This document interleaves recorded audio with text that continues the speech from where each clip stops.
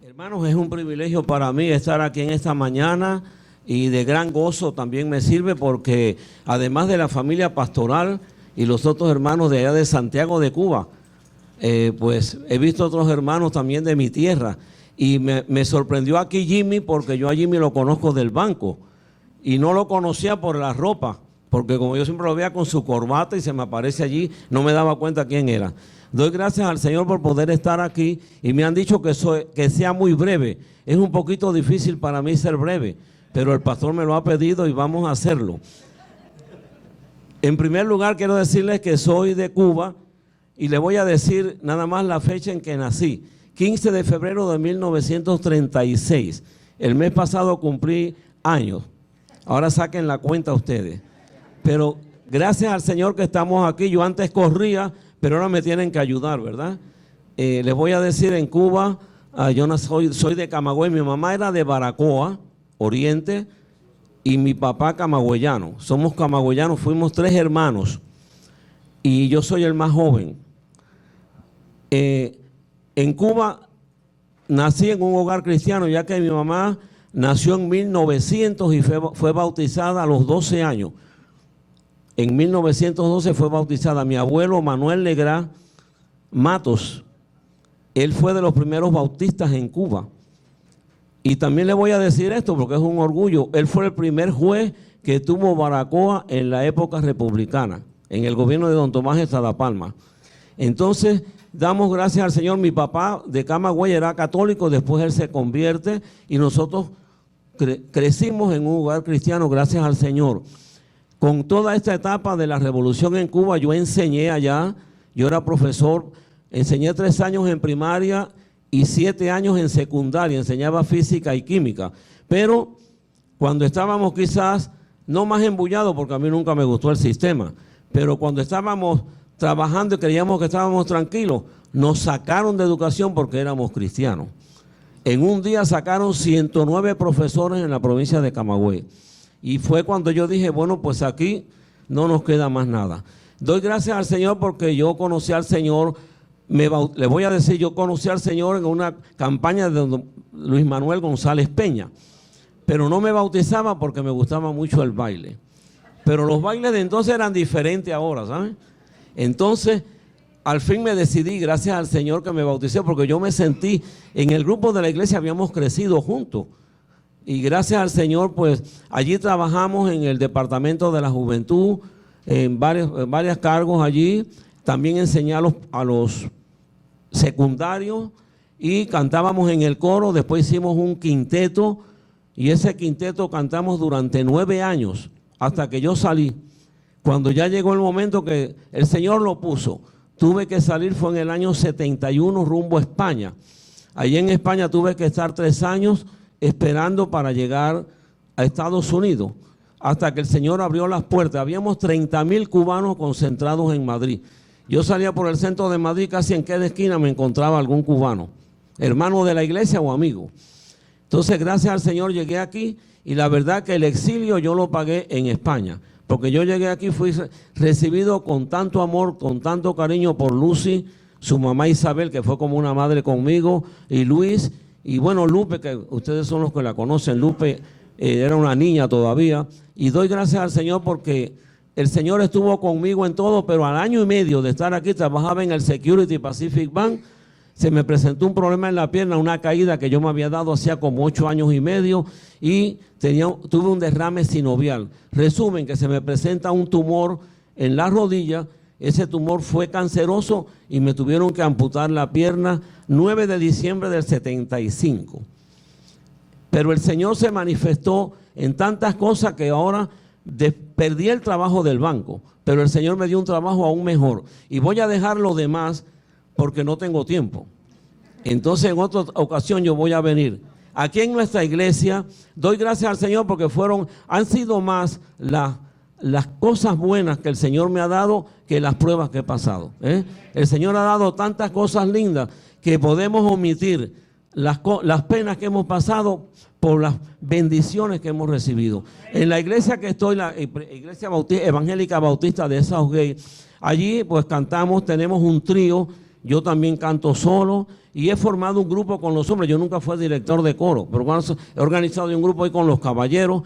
Ya me retiré hace 10 años y después que me retiré he formado ese grupo y cantamos también allí. Es decir que tenemos música especial de vez en cuando con el trío, yo solo o con los caballeros. Así que doy gracias al Señor porque el Señor nos sigue usando y ya soy tesorero de los caballeros, ya es vitalicio desde que me retiré hace 10 años. Todos los años me eligen tesorero de nuevo. Doy gracias al Señor por poder estar aquí y debido a la rapidez pues no sigo. Pero vamos a, en primer lugar, lo que he hecho siempre es cantar. Cuando yo era chiquito iba a la iglesia y me acuerdo que yo con pantalones cortos que se usaba entonces, me sentaba aquí al antico para ver al coro cantar. La música siempre me gustó y me sabía todas las canciones de Cuba, de la vieja guardia, todas esas me las sé yo todavía. De niño me las sabía. Entonces, gracias al Señor estamos... En cada momento damos gracias al Señor. Y ahora el primer himno que voy a cantar es de un hermano de Camagüey, que está en Miami. Él es médico, Nelson Sosa. No sé si alguno ha oído hablar de él. El doctor Nelson Sosa, él es otorrino. Y está radicado, éramos grupos del coro y del quinteto que tuvimos. Y entonces este hermano ha compuesto ya, tiene 2 libros de himnos publicados por él. Y entonces ya tiene como 60 himnos, que el Señor le dio la inspiración después que salí yo salí un poquito primero que él. Entonces el primer himno que voy a cantar se llama Yo Cantaré, del hermano Nelson Sosa.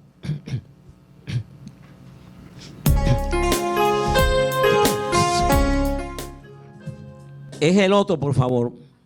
Quiero cantarlo en orden, en orden. Yo cantaré.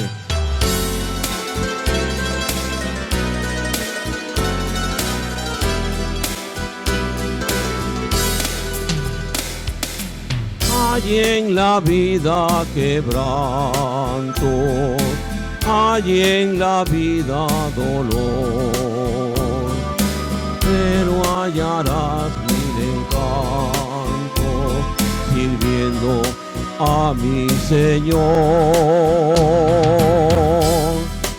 Yo cantaré a mi Señor. Con gozo iré, proclamaré su amor, yo alabaré a mi Señor. Con gozo iré, proclamaré su amor. Nunca desmayes, cristiano, si sufres algún pesar. Cristo poniendo su mano, tu herida Él va a sanar. Yo cantaré a mi Señor, con gozo iré, proclamaré su amor, yo alabaré a mi Señor, con gozo iré, proclamaré su amor.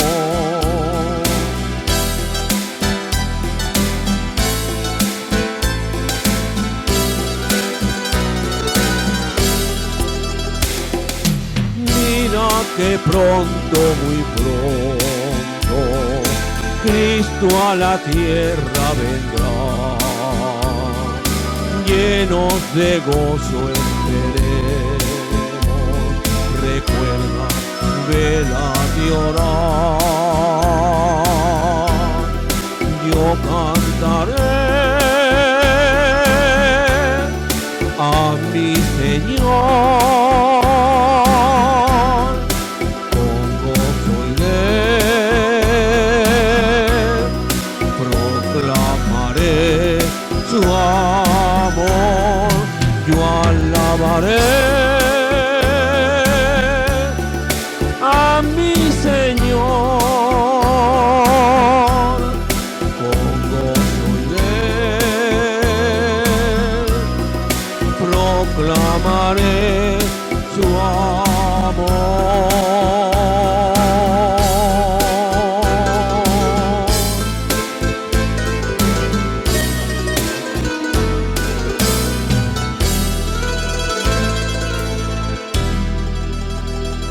ahora les voy a cantar Gracias Señor. Este no es el que conocemos por aquí, gracias hermano, sino es otro nuevo que se canta mucho en Miami. Gracias Señor.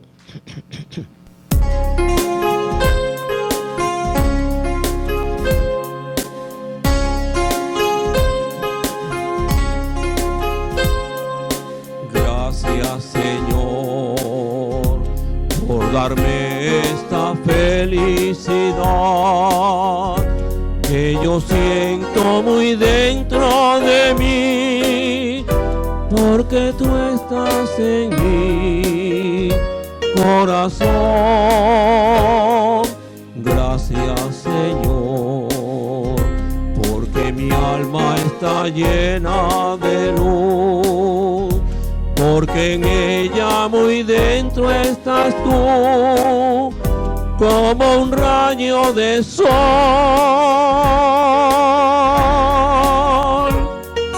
Gracias Señor por haberme otorgado el perdón, por sentirte tan dentro de mí, porque quiero sentir más de ti.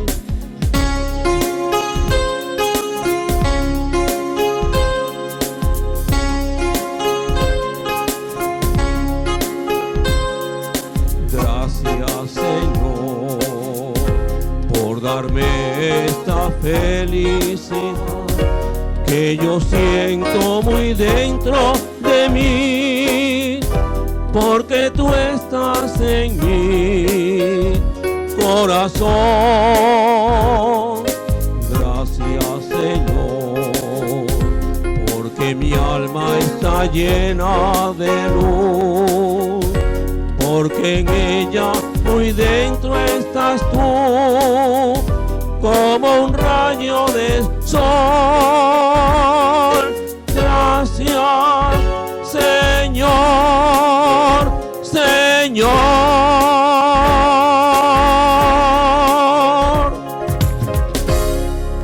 Amén, hermano.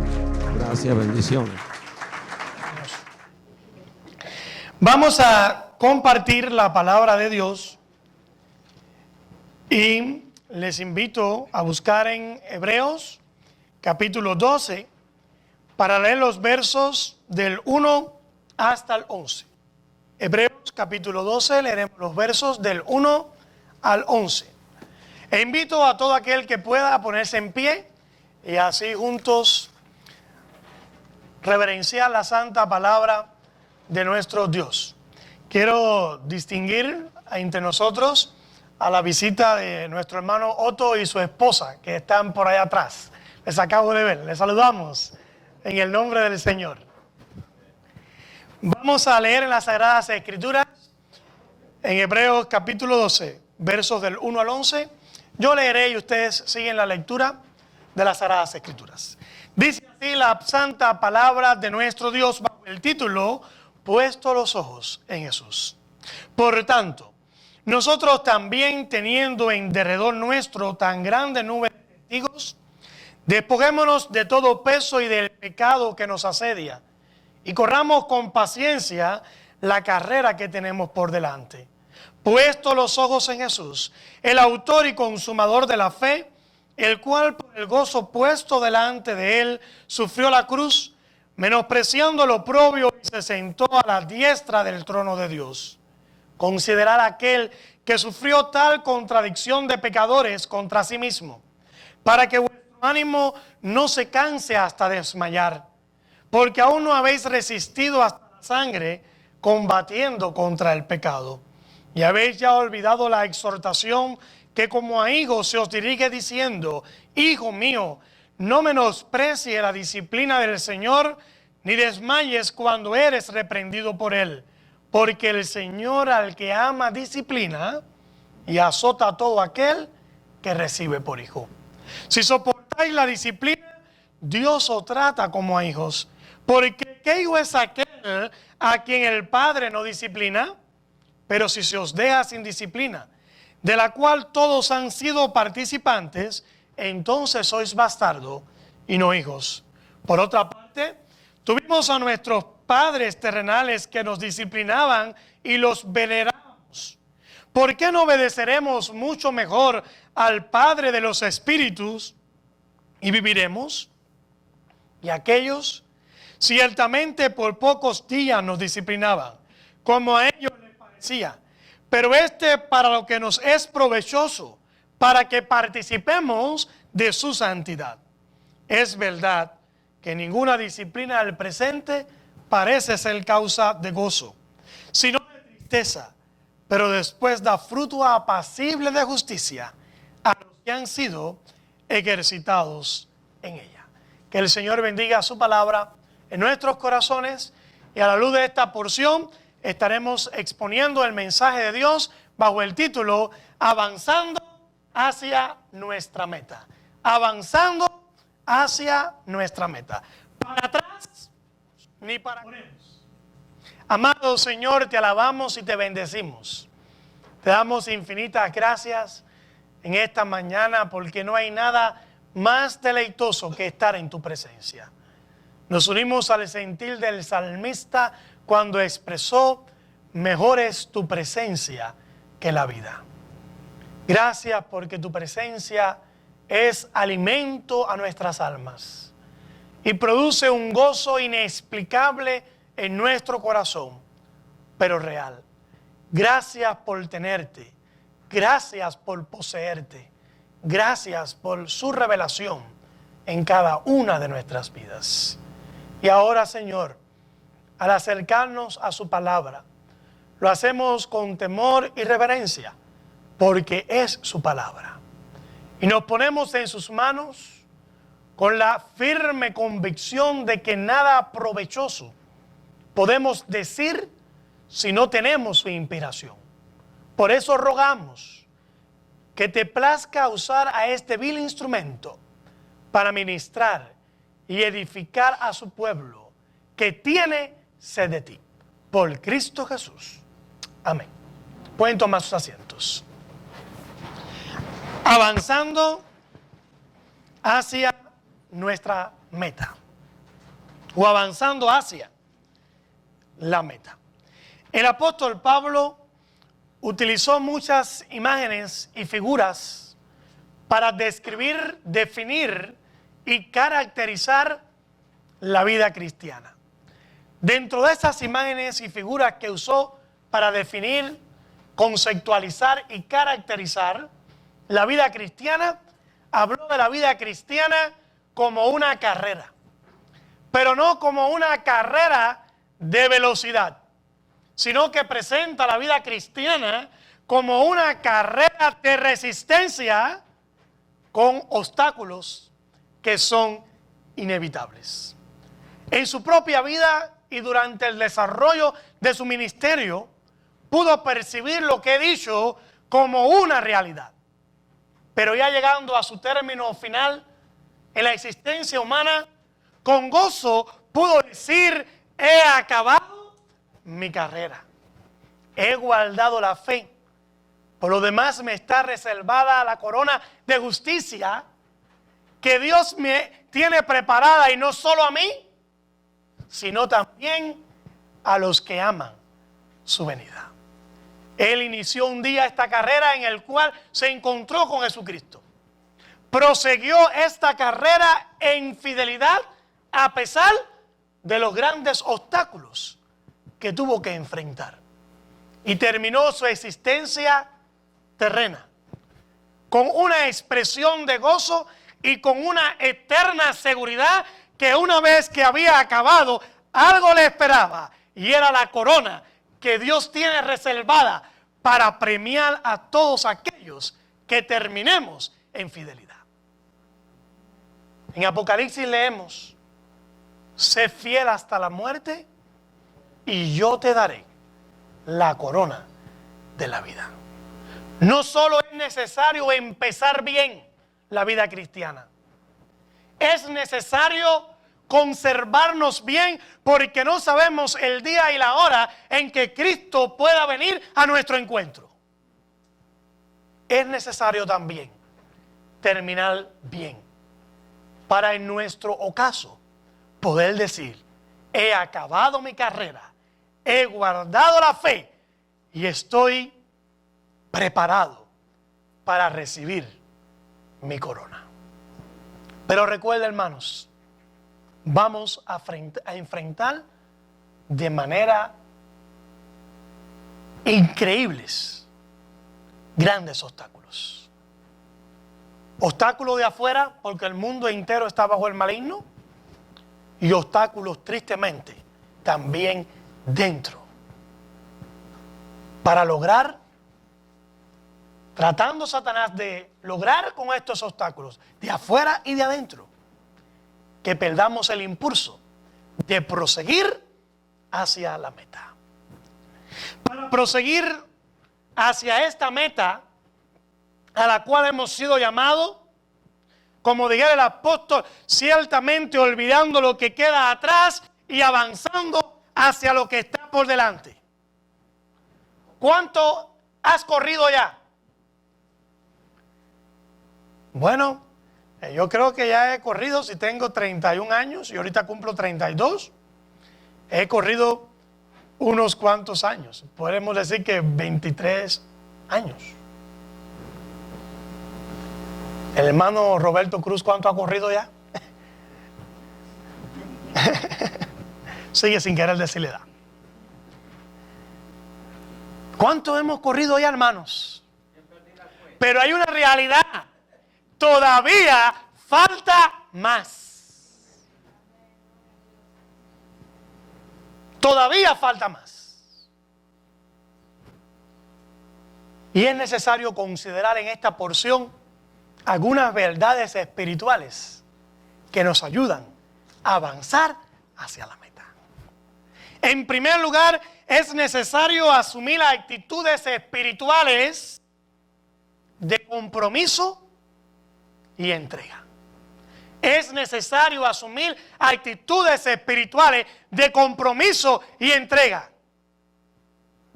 La vida cristiana debe ser asumida con total responsabilidad. No es un juego, no es un pasatiempo, no es jugar a la iglesia. Es saber que ser cristiano es tomar una decisión de vida o muerte, de bendición o de maldición, de una eternidad con Dios o de una eternidad separado de Dios. Pero es posible avanzar y llegar a la meta. Es posible, y comienza en el versículo 1 donde se leen las siguientes palabras: por tanto. Por tanto, es una expresión conclusiva de un tema que se ha venido desarrollando. Podemos decir que significa por lo anteriormente dicho. Y cuando leemos en el capítulo 11, llamado este capítulo la galería de la fe, donde Dios se exhibe en él todos esos hombres que se conservaron cielos fieles. No eran ángeles, eran hombres. ¿Tuvieron debilidades? Sí. ¿Tuvieron tropiezos? Muchísimos. Pero lograron tener un corazón, tener un lugar en el corazón de Dios por su compromiso y por su entrega. Y hoy se constituyen testigos de cada uno de nosotros de que la vida cristiana es posible, de que ser fiel es posible, de que llegar a la meta es posible. Y tenemos el ejemplo de Abraham, como leemos en el capítulo 8, que fue llamado por Dios en el capítulo 8 del versículo 11 y aprendió la manera en que hay que responder cuando Dios llama. Dice, por la fe siendo llamado Abraham, ¿qué hizo? Obedeció. Alguien comprometido con Dios, alguien entregado al propósito de Dios, lo cual es necesario para proseguir ante la meta. Cuando siente en su corazón el llamado de Dios, hay una sola cosa que tenemos que hacer, aunque no entendamos, aunque no sepamos. Porque la vida cristiana es una vida llena de aventuras, llena de sorpresas. Lo único que tenemos que hacer es obedecer. Y esa obediencia será la manifestación suprema de nuestra verdadera fe en Dios. No es decir yo creo en Dios. Lo que hace la diferencia es creer a Dios.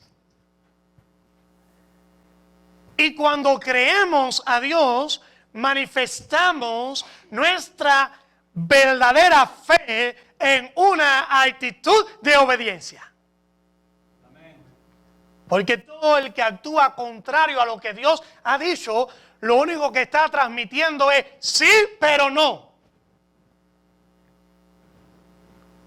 Sí creo en Dios, pero no hago lo que Él ha dicho. Entonces, ¿cree en Él? Sí creo en mi médico, yo voy a su consulta, pero ni loco hago el tratamiento que me ha dicho.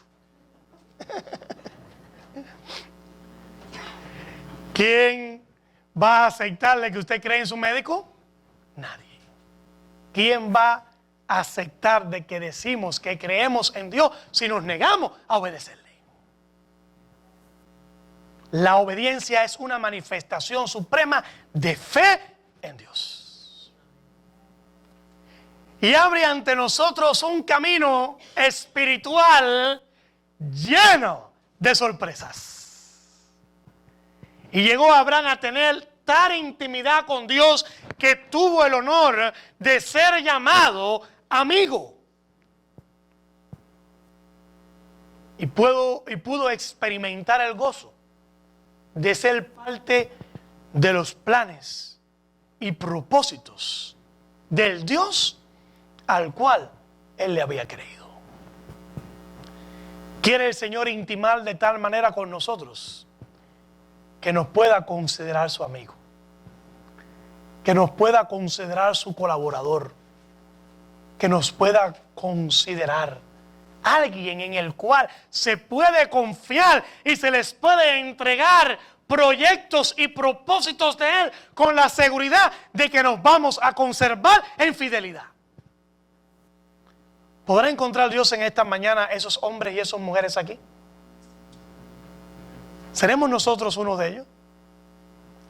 Hay otro personaje que quiero resaltar que forma parte de esa gran nube de testigos, y es Moisés. Moisés llegó a ser colocado en el palacio. Lo crió la hija del faraón como un príncipe de Egipto. Pudo disfrutar de lo que significa llegar a estar en la cima desde la perspectiva humana. Pero nada de eso llenó su vacío. Nada de eso verdaderamente alimentó la experiencia de su corazón. Y dice el versículo número 25 del capítulo 11, escogió antes ser maltratado con el pueblo de Dios que gozar de los deleites temporales del pecado. Porque todo lo que el pecado y el mundo ofrece es temporal. Por eso dice la Biblia en boca del apóstol Juan, en primera de Juan, el mundo y sus deseos pasan, pero el que hace la voluntad de Dios permanece para siempre. Y Moisés escogió dar las espaldas a todo lo que el mundo ofrece, a todo lo que el pecado ofrece, para ser maltratado, para ser avasallado, para ser incomprendido al ser parte del pueblo de Dios. No solo es necesario comprometernos como estos hombres y entregarnos como estos hombres al precio que sea necesario, porque no va a faltar la tentación satánica que nos va a ofrecer algún atractivo para desviarnos. Pero dice la Escritura que ellos se sostuvieron como viendo al invisible, porque comprendieron en sus corazones que lo único que valía la pena en este mundo era ser fiel a Dios.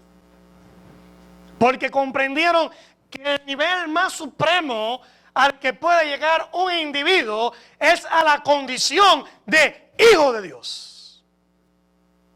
Y por tanto, todo lo demás lo tuvieron como basura. Para proseguir hacia la meta es necesario experimentar anhelo en nuestro corazón por la vida de santidad. Dice el versículo 1 del capítulo 12: despojémonos de todo peso y del pecado que nos asedia y corramos con paciencia la carrera que tenemos por delante. Una vez convertidos, una vez que nos hemos encontrado con Cristo, debe surgir en nuestro corazón la profunda necesidad de agradar y complacer a Dios. El pecador anhela perdón porque siente sobre su conciencia el peso de su culpabilidad. El cristiano, una vez perdonado, empieza a experimentar anhelos por la vida de santidad. No justifica su pecado, ni tampoco lo tiene como estilo de vida. Porque siempre el pecado será un peso sobre nosotros que nos impedirá avanzar hacia la meta que tenemos por delante. El pecado frustra los planes y propósitos de Dios para cada una de nuestras vidas. Es necesario deshacernos. Como dijera el apóstol Juan en 1 de Juan 1:9, si confesamos nuestros pecados, ¿cuál es la manera de deshacernos del pecado? ¿Cuál es la manera de quitarnos ese peso que nos impide avanzar hacia las experiencias espirituales más supremas? ¿Cuál es la manera? Dice el apóstol Juan, si confesamos nuestros pecados. La confesión es la manera en que expresamos a Dios que estamos dispuestos a que Él resuelva el problema de nuestro pecado. Nuestra tendencia a veces es no la confesión, sino la justificación. E inmediatamente, en vez de comprender que en la gracia de Dios hay solución para cualquier tendencia pecaminosa de mi vida, e ir a esa gracia, a esa presencia, en una actitud de confesión, empezamos a tener una actitud de justificación. Y cuando empezamos a asumir una actitud de justificación, en vez de deshacernos la carga, ¿qué le pasa a la carga? Se sigue incrementando, porque el pecado engendra pecado.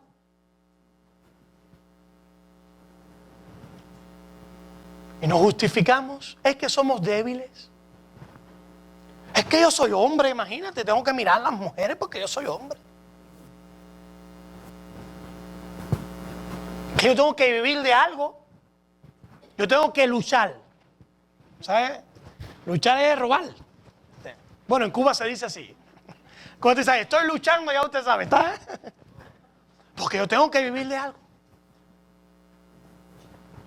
Pecado. Y el pecado no tiene categoría. Para Dios, pecado es pecado.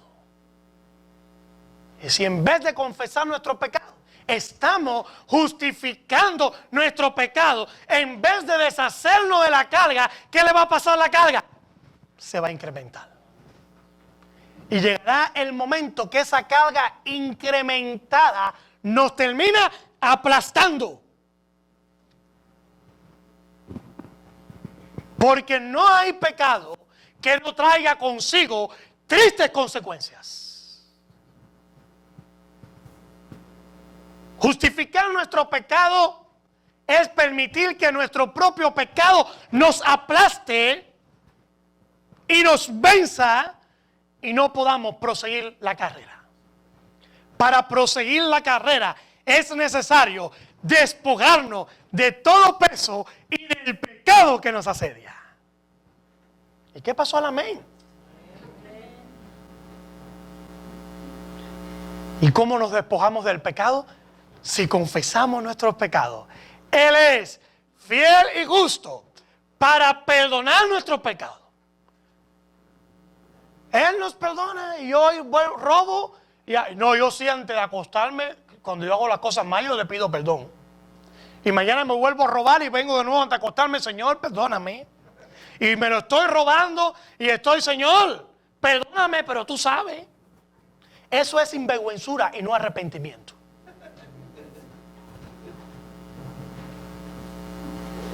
¿Usted cree que Dios es un payaso?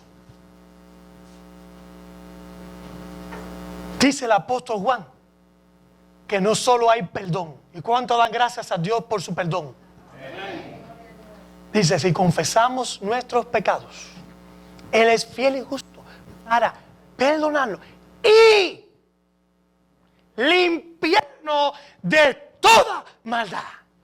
Por eso es que el Evangelio es poder de Dios, porque crea las condiciones para el hombre recibir una genuina transformación. Y no hace falta solamente perdón, hace falta limpieza, que significa transformación, para poder hablar entonces de un antes de Cristo y un después de Cristo. Aleluya. Ese es el Evangelio. No solo perdón, sino que el Evangelio ofrece limpieza, que significa transformación. Porque de modo que si alguno está en Cristo, está perdonado y ahora es un ladrón perdonado. Ahora es un adúltero perdonado. Ahora es un fornicario perdonado. Ahora es un lengüechucho perdonado. Ese es el Evangelio. Cuando la mujer adúltera vino a Jesús y él descubrió que estaba arrepentida, ¿qué le dijo? Tus pecados te son perdonados. Síguelo haciendo, pero sé más cuidadoso que no te vean. Tú hazlo, pero cuídate, chica, que no te vean. Y cuando tú resuelves ese problema, yo te amo. Yo te amo tanto que te pueda acostar con uno y mañana con otro, que yo te sigo amando. ¿Dónde está ese evangelio en la Biblia? Ese evangelio está en la mente de liberales, de carnales, de pastores endemoniados. Endemoniados.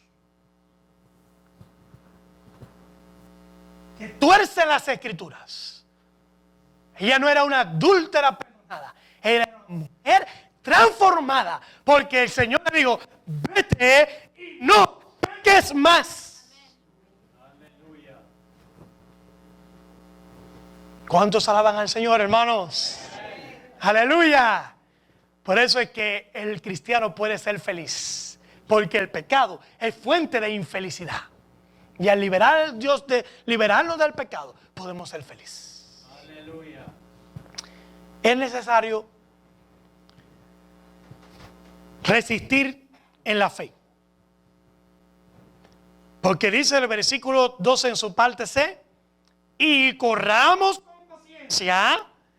la carrera que tenemos por delante. ¿Cómo hay que correr? Paciencia. Y esa palabra paciencia me transmite a mí una extraordinaria verdad. Es necesario resistir. ¿Y por qué es necesario resistir? Porque no van a faltar los desafíos para tratarnos de desencaminar, para tratarnos de desviar, para tratar de desencauzarnos. Los enfrentamos día tras día. Pero qué bueno es saber que Jesús ya oró por nosotros.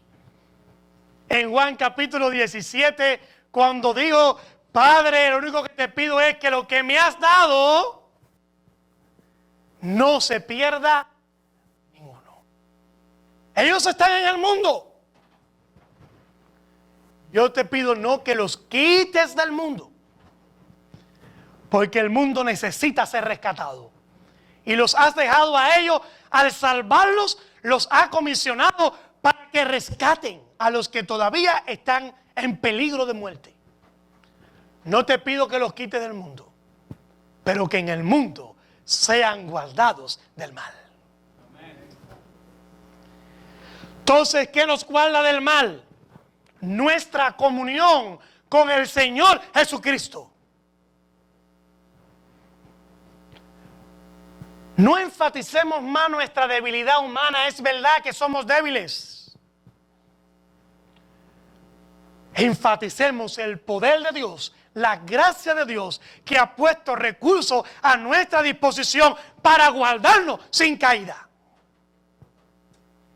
Dice Judas 24, y aquel que es poderoso para guardarnos sin caída y presentarnos sin mancha delante de Él. Si estamos en una estrecha comunión con Él, dice el Salmo 15, el que hace estas cosas no resbalará jamás.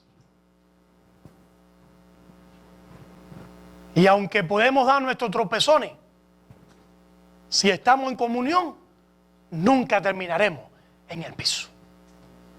¿Dicen amén, hermanos? Pero cuando hemos perdido nuestra comunión con Cristo, ¿a dónde vamos a dar? Al piso. Y no solamente al piso. Usted puede predecir dónde empezó a caerse, pero no puede predecir a dónde va a terminar cayéndose. Empieza cayéndose aquí, a caerse aquí, a tropezar y termina caído allá en la puerta. Una vez yo bajando a la loma de donde vivía mi esposa, yo tengo un pie aquí que de vez en cuando él se pone bravo conmigo. Óigame, y ese pie me ha dado un fallo. Y yo empecé a bajar aquella loma a una velocidad. Yo empecé en la punta y terminé abajo, caído. Loma abajo y sin freno. Hermanos, cuando perdemos la comunión con Cristo, es lo mismo que nos sucede. La gente empieza loma abajo y sin freno. Necesitamos sostenernos en el Señor Jesucristo. Aleluya. Que cuando somos débiles, el apóstol Pablo pudo afirmar: entonces soy fuerte, porque me ha dicho: bástate mi gracia, mi poder se perfecciona en tu debilidad. ¿Alaba usted al Señor por eso, hermanos? Entonces el problema no es sentirse débil, el problema es ir a la gracia del Señor Jesucristo para que me ponga freno. Pero si no estoy en comunión, loma abajo y sin freno. Y no hay nadie que se caiga que no sufra alguna pérdida o no experimente algún dolor.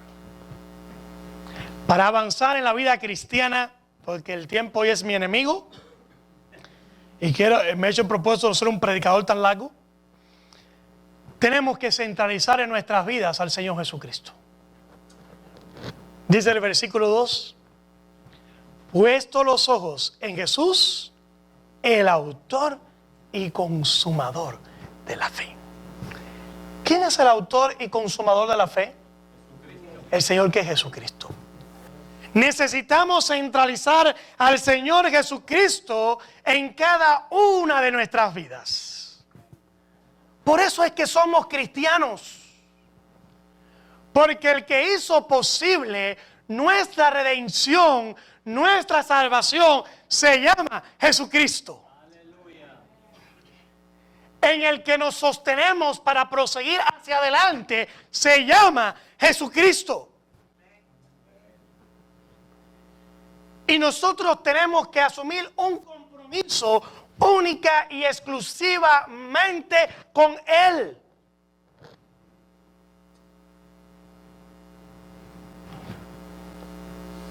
En la plena convicción de que nuestros ojos tienen que estar fijos en Él.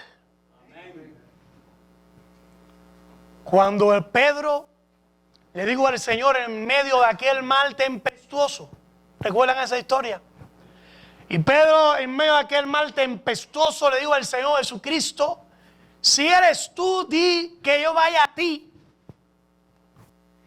Y el Señor le dijo: ven. Y Pedro salió.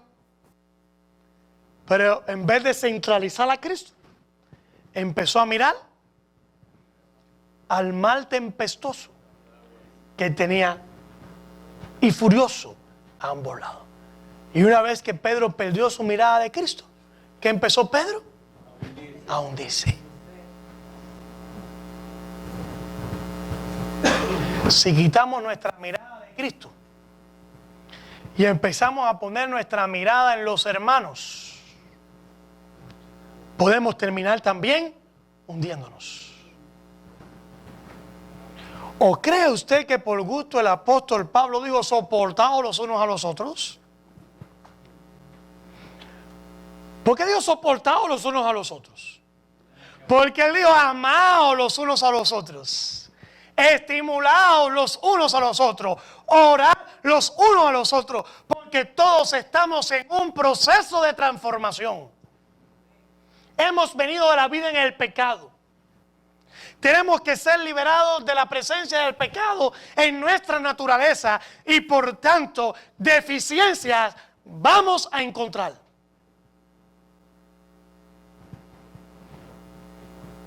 En nuestra propia familia humana tenemos 5 hijos y ninguno de los 5 se parecen. Y porque usted no renuncia a ellos. ¿Cuántas veces usted no ha querido agarrar a su hijo por el cuello? ¿Cuántas veces usted no ha querido sacar el cinto? ¿Y cuántas veces usted no ha querido hacer todo tipo de cosas? Pero a pesar de que lo ha hecho muchas veces, ese sigue siendo su hijo, ¿no es verdad? ¿Sigue siendo su hijo o no sigue siendo su hijo? Y usted siente que esa es su familia. A veces nos convertimos en cristianos y si mi suegra estuviera aquí dijera: nos volvemos cacarita de huevo. ¿Sabes que hay huevos que tienen tan frágil la cáscara que nada más usted mirarlo se parte?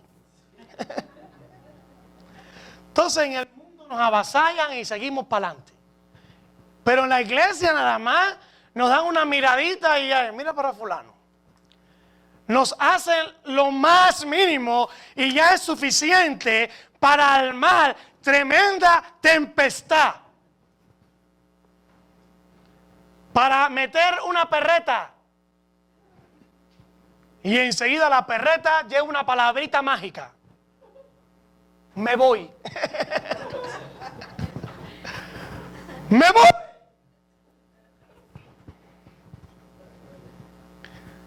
¿A quién usted está siguiendo?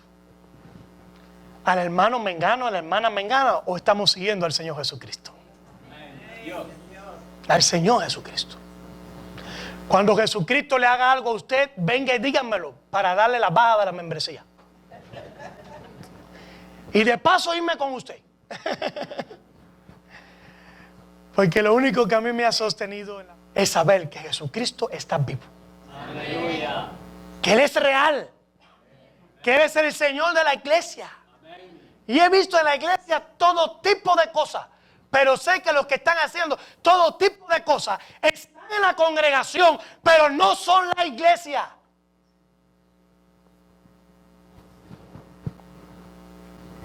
Y que el día final, el Señor de la iglesia, que no le ha dado esa atribución a nadie, separará el trigo de la cizaña. Pero ¿quién lo va a separar el día final? El Señor de la iglesia. Porque es tan amoroso, es tan misericordioso, es tan lleno de gracia, que tiene como principio aún a los que están haciendo y deshaciendo dentro de su pueblo, concederle una oportunidad para el arrepentimiento. Por eso miró al soldado de la cruz con amor. Al mismo que clavó su lanza, recibió del Señor Jesucristo una mirada de amor. Y esa mirada de amor fue suficiente para ese hombre derrumbarse por dentro y terminar diciendo: verdaderamente este es Hijo de Dios. Porque he tratado de acabar con él, he tratado de deshacerme, he demostrado mi odio hacia él, pero esa mirada de él derrumbó mi corazón.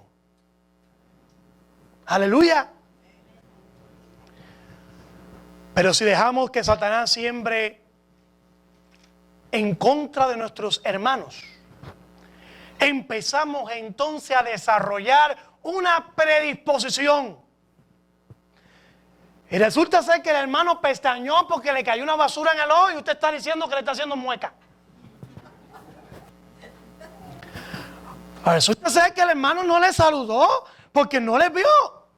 Porque Satanás es experto en crear cuadros y contextos que alimenten sus sentimientos.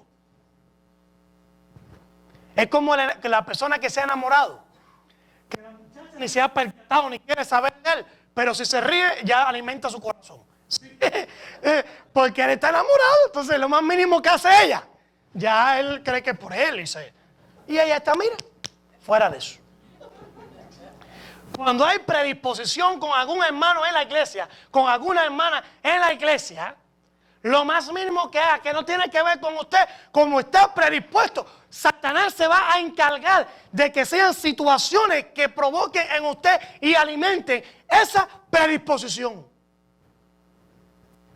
Y cuando empezamos a desarrollar predisposiciones, mire que comenzamos a experimentar. Vamos a leer en Hebreos 12, capítulo 15, para ver que comenzamos a experimentar.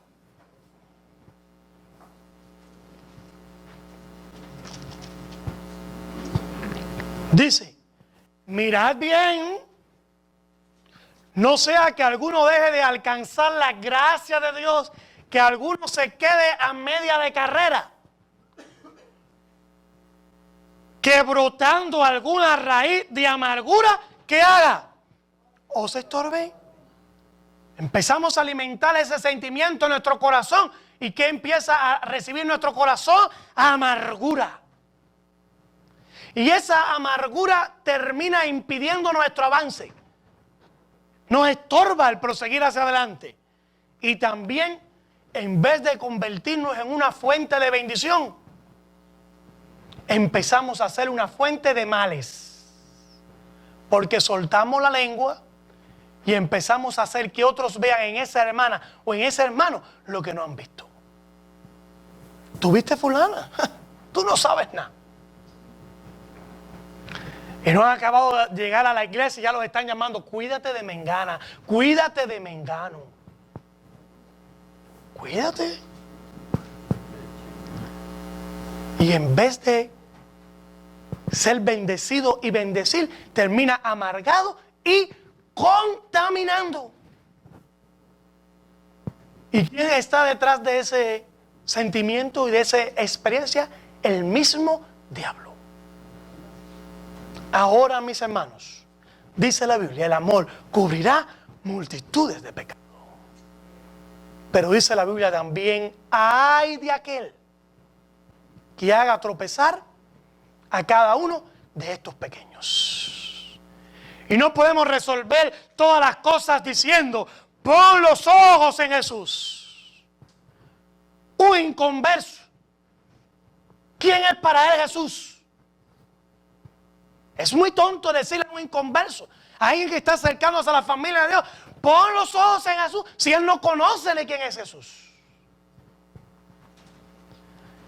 La primera representación de Jesucristo debemos de ser cada uno de nosotros. Como dijera el himnólogo, que en mí puedan ver a Jesús. Dijo el apóstol Pablo, sed imitadores de mí, así como yo lo soy del Señor Jesucristo. No solo es necesario poner los ojos en Jesús, es importante demostrar a Jesús, porque los que llegan no conocen a Jesús. Y la primera representación que tienen de Jesús somos cada uno de nosotros. Por eso el Señor nos llama en esta tarde a no ser de tropiezo, sino a ser de bendición. Para ser de bendición, aguantemos nuestra lengua. Para ser de bendición, cuidemos nuestras respuestas. Para ser de bendición, okay, estamos chocando. Para ser de bendición, cuidemos los rasgos de nuestro carácter. Para ser de bendición, cuidemos nuestros comentarios, que pueden amargar, pueden dañar y pueden distorsionar la familia de Dios. Y nadie que conscientemente esté actuando para dañar la familia de Dios se quedará sin condenación. Porque Dios quiere construir una familia y usted está dañando la familia de Dios. Usted está enfrentado con Dios. Y todo el que está enfrentado con Dios, dice Jesucristo, ponte una piedra de molino en el cuello y tírate a un pozo. Afíncate. Porque dice, ay. Y cuando usted busca el término hay en la Biblia, está hablando de juicio. Entonces yo creo que lo más importante es recogernos. ¿Qué pasó al amén aquí? ¿Cree usted que es bueno recogernos? Yo, Señor, ayúdame a recogerme. Amén. Ayúdame a recogerme. Para yo, por donde quiera que pase, centralicemos a Jesús a nuestras vidas para poder demostrar a Jesús por medio de nuestras vidas. Sufrió oprobio, dice la Escritura. Sufrió contradicción de pecadores que siempre van a ser fuente de males. No hay un pecador que sea una fuente de bien. Todo pecador es una fuente de males. Por eso hay algunos hasta de su propia familia sufriendo los hechos de su familia, porque donde quiera que esté el pecador es una fuente de males. Y se considera aquel que sufrió tal contradicción de pecadores contra vosotros mismos, para que vuestro ánimo no se canse hasta desmayar. Bueno, aquí hay aliento, porque en nuestra humanidad a veces nos cansamos. ¿Qué creen ustedes, hermanos? Ustedes dicen, oiga, yo no puedo más. Pero no podemos llegar a tal cansancio que desmayemos. ¿Cuántos dicen amén? No podemos llegar a tal cansancio que desmayemos. ¿Y dónde está el estímulo para proseguir hacia adelante?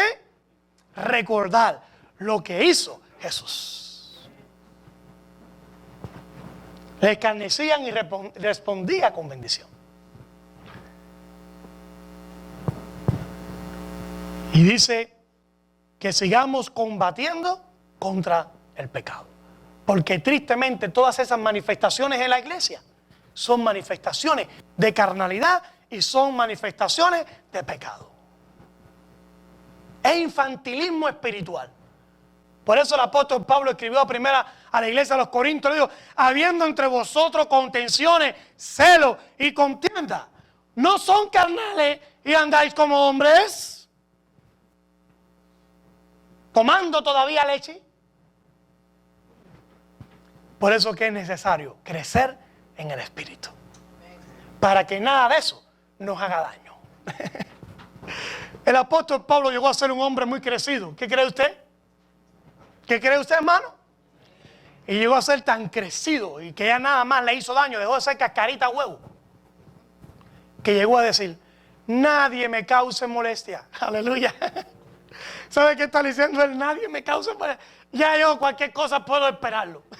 Él fue traicionado por supuestos cristianos. Él fue avasallado por el Imperio Romano. Fue avasallado por los judíos. Recibió todo tipo de cosas. Dice: ya mi corazón Dios me lo ha curado. Dice: entre falsos hermanos. Da una lista de todo lo que él pasó. Dice: nadie ya me causa molestia, porque llevo en mi cuerpo las marcas del Señor Jesucristo. ¿Cuántos alaban al Señor? Llevo en mi cuerpo las marcas del Señor Jesucristo. Entonces una hermana que no me miró bien, ¿qué? Eso no es nada. Yo llevo en mi cuerpo las marcas del Señor Jesucristo. Hermano, eso no es nada. Yo llevo en mi cuerpo las marcas del Señor Jesucristo. Hermanos, para proseguir hacia adelante y avanzar hacia nuestra meta, debemos de asimilar los tratos de Dios. Porque la vida cristiana implica iniciarnos en un proceso de formación. Y al iniciarnos en un proceso de formación, todo el que está en un proceso de formación necesita corrección. No hay ningún proceso de formación que no lleve consigo la necesidad de corrección. Usted empieza a escribir, ¿y qué necesita hacer el maestro? ¿Corregir qué? Su escritura. Un niño empieza a hablar, ¿y qué necesita ese niño? Corrección. Un niño necesita caminar, ¿y qué necesita ese niño? Corrección. La vida implica formación, y la formación implica la necesidad de corrección. Para Dios lograr una adecuada formación en nosotros, como hijos de Dios, muchas veces nos tiene que mandar la candela. Como el vaso en las manos del alfarero, que a veces lo tiene que destruir y hacer pedazos para que pueda ser algo útil para el reino de Dios. Y no importa que tenga que me haya encontrado con Cristo a los 50 años, usted necesita empezar de nuevo. Por eso Jesús llamó a un niño y dijo: si alguno quiere ser grande en el reino de los cielos, hágase como él. Porque un niño es alguien que es parte de un proceso de formación. Ser cristiano significa borrón y cuenta nueva. Hay que renunciar a nuestros conceptos, hay que renunciar a nuestros pensamientos, hay que renunciar a las ideas que nos hemos formado de la vida por nuestra experiencia en el pecado. Por eso dice la Biblia: renovado y transformado en vuestro entendimiento. Y como parte de ese proceso de formación, Dios trata con nosotros de dos maneras. En primer lugar, trata preventivamente. Para formarnos, trata preventivamente. Para prevenirnos, ¿qué nos ha dejado el Señor? Su palabra. En ella que encontramos preceptos, ordenanzas y mandamientos. Que dice la propia Escritura que los mandamientos de Dios no son gravosos. ¿Por qué no son gravosos? Porque en primer lugar todo lo que Dios dice nos quiere librar de un mal. ¿Está usted de acuerdo conmigo? Todo lo que Dios dice es para librarnos de un mal en primer lugar. Y en segundo lugar, todo lo que Dios dice es para encaminar nuestras vidas en el bien. ¿Quieres librarte de mal? obedezcamos la palabra de Dios. ¿Queremos encaminarnos en el bien? Obedezcamos la palabra de Dios. ¿Quieres complicarte la vida? ¿Quieres complicarte la vida? ¿Quieres llenarte de lamentaciones? ¿Quieres hundirte hasta aquí? ¿Desobedece la palabra de Dios? Ríete. Peca y cree que no va a pasar nada. Que un día ni los pelos de lo hundido que vas a estar. Y Dios nos ha dejado su palabra, que el salmista dijo, lámpara es a mis pies tu palabra y lumbrera a mi camino. Tu palabra va adelante iluminando mi camino para llevarme a la bendición. Aleluya. Pero cuando estamos en alguna actitud de rebeldía, porque no queremos hacer lo que la palabra de Dios dice, sino lo que mi corazón dice, enseguida la empezamos a modificar o la empezamos a transformar. Como aquel que se había supuestamente convertido y era ladrón. Y venía por un campo, por una finca. Y él se encontró un puerco en el camino, un puerco. Y cuando se encontró el puerco, dice, Señor, llegó la tentación. Tú sabes que a mí me gusta agarrarme lo que no es mío. Bueno, voy a ver qué dice. Entonces, abre la Biblia y sale el pasaje más leído y dice, toma tu lechón y anda. Usted sabe que la Biblia dice, toma tu lecho y anda, ¿no? Pero él, queriendo modificar la Biblia, estaba ante el puerco. ¿Qué dice claramente uno de los mandamientos? ¿Qué dice claramente uno de los mandamientos? No robará. Eso hay que orarle a Dios para saber qué tengo que hacer. Hay que orar a Dios para saber si yo puedo agarrar, sí o no, algo que no es mío. ¿Qué dice claramente la Biblia? Pero nosotros nos volvemos muy espirituales orando a Dios por cosas que Él ha dicho claro. Él ha dicho cosas claras y usted entonces está orando por Dios, a Dios por algo que Él ha dicho claro. Ahora Satanás se va a encargar de enredarlo con la propia palabra de Dios. Porque cuando apareció para atentar al Señor Jesucristo, ¿qué usó Satanás para tentar y desviar al Señor Jesucristo? ¿Qué usó? La palabra.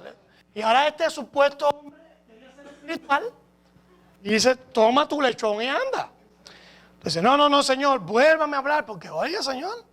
Entonces abre en Hechos, cuando bajó el lienzo lleno de animales que le dijo el Señor a Pedro, mata y come. Entonces dice,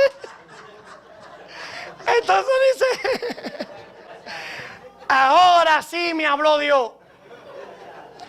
Y se embarcó. Pero muchas veces nos reímos, pero nos encontramos haciendo lo que hace este hombre. Buscamos la promesa de Dios. Como aquella muchacha, buscamos la promesa de Dios porque nos encanta la promesa. Yo estaré contigo todos los días. Pero cuando lo que enseña la Biblia es corrección, esa hoja la pasamos. Nos encantan las promesas, pero veamos que cada promesa tiene una condición. Entonces Dios trata preventivamente con nosotros y por eso nos ha dejado su palabra. Pero cuando nosotros no reaccionamos ante su palabra, viene entonces el segundo nivel de su trato. Y el segundo nivel de su trato ya no es la prevención, sino es la disciplina. Porque no hay pecado que no traiga consecuencias. Y no hay consecuencia que Dios no use para disciplinarnos. Y tenemos que aprender la diferencia entre ser probado por el Señor y estar recibiendo las consecuencias de mis actos. ¿Ustedes están comprendiendo, no? Lo que significa ser probado por Dios. Y cuando lo que tengo encima, el problema que tengo, es lo que yo me busqué. Eso no es que Dios me está probando. Esas son las consecuencias de mis actos.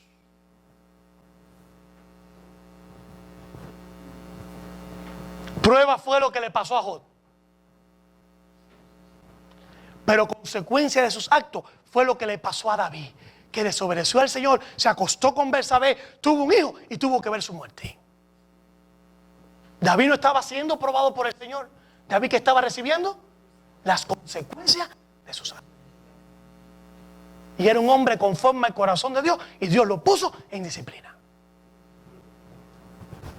Ahora es muy importante la actitud que asumamos ante la disciplina. En primera tenemos que identificar si es prueba de Dios o si es consecuencia de mis actos. Porque tenemos la tendencia a hacernos las víctimas. Yo estoy en tribulación. Estas cosas que me están pasando. Esas cosas que te están pasando es porque te las buscaste. No te hagas el víctima. No nos hagamos las víctimas. Hinquémonos pidiéndole a Dios clemencia y misericordia. Amén. Y que prospere su voluntad en nuestras vidas. Eso es sinceridad.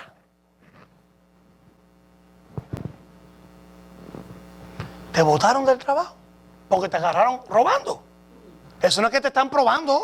Eso no es que Dios te está probando. Eso es que Dios te está disciplinando y es la consecuencia de tu pecado. No empiezas a ser víctima. Se me ocurrió ese ejemplo, no sé ni por qué. Ay, qué malos son. Esa compañía no quiero saber de ella. Esa gente yo. Si haciéndote el víctima no significa ser sincero. Ser sincero implica decir, lo merezco. Porque es la consecuencia de mis actos. Y gracias damos a Dios por su perdón. Y ninguna disciplina del presente parece ser causa de gozo, dice la Escritura, sino que ¿qué trae a nosotros la disciplina? Tristeza. Porque ¿qué padre es aquel que no disciplina a su hijo? ¿Qué ustedes le hacen más caso al autor de la vida o a los psicólogos que están interpretando la vida en sus conceptos seculares y mundanos? Yo hago caso a Dios, porque me he dado cuenta que es el único que tiene la razón. No le puede dar al muchacho, porque lo vas a traumar. Lo vas a traumar. Aunque la Biblia nos dice que no abusemos de los hijos. De vez en cuando hace falta el gaznatón. Porque dice la Biblia, disciplina a tu hijo con vara. ¿Qué lo dice, hermano? La palabra de Dios. Dice, hijo consentido que se deja sin disciplina, te va a estar avergonzado donde quiera que está. Pero para que nos enteremos en esta tarde, Dios es un excelente padre. ¿Ustedes no creen que Dios es un excelente padre? Y como es un excelente padre, no hay un excelente padre que no disciplina.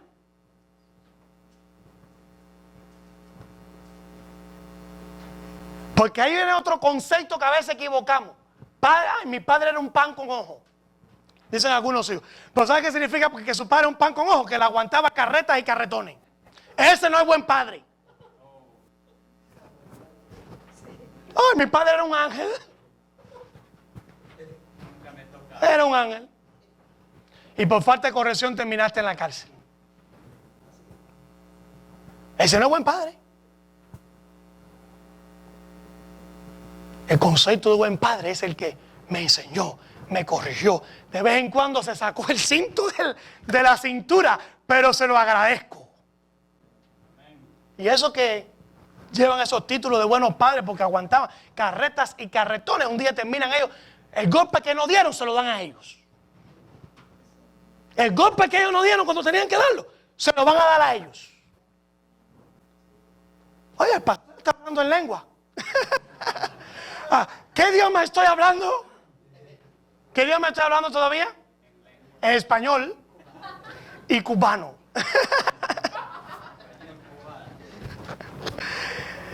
Hermanos, Dios es un excelente padre. Dios disciplina. Porque dice, si os deja sin disciplina, sois bastardo. ¿Qué significa bastardo? Un hijo ilegítimo. Y este propósito por el cual somos disciplinados, dice el versículo, que es para que participemos de su santidad. ¿Cuántos alaban al Señor? Y dice en la parte final del capítulo 11, para que dé fruto apacible de justicia. ¿Cuántos alaban al Señor? ¿Qué significa la palabra justicia? Un caminar recto. Recto, digno. Y eso es lo que el Señor quiere hacer con cada uno de nosotros, para que terminemos recibiendo nuestra corona, para que prosigamos hacia adelante. Recordemos que es necesario comprometernos y consagrarnos como Abraham y Moisés. Recordemos que es necesario deshacernos del pecado. Recordemos que es necesario permanecer firme ante los embates del maligno y proseguir hacia adelante, corriendo con paciencia. Recordemos que es necesario centralizar al Señor Jesucristo en nuestras vidas y también dignamente representarlo. Recordemos que es necesario prestar atención a los tratos formativos de Dios, que en un primer nivel serán preventivos, y si no prestamos atención a su prevención, que vendrá sobre nuestras vidas, inevitablemente la disciplina como corrección. Pero alabado sea Dios, porque todo esto es con el propósito de que el día final podamos sentir al Señor diciendo: bien, buen siervo y fiel, sobre poco has sido fiel, sobre mucho te pondré, entra en el gozo de tu Señor. Que podamos terminar nuestra historia diciendo: me han hecho de todo. Llevo en mi cuerpo las marcas del Señor Jesucristo, pero aquí estoy esperando mi corona en fidelidad. El Señor nos bendiga. Y para atrás, voy a repetir, preguntar de nuevo. ¿Y para atrás? Entonces vamos a cantar el himno: hay una senda que el mundo no conoce.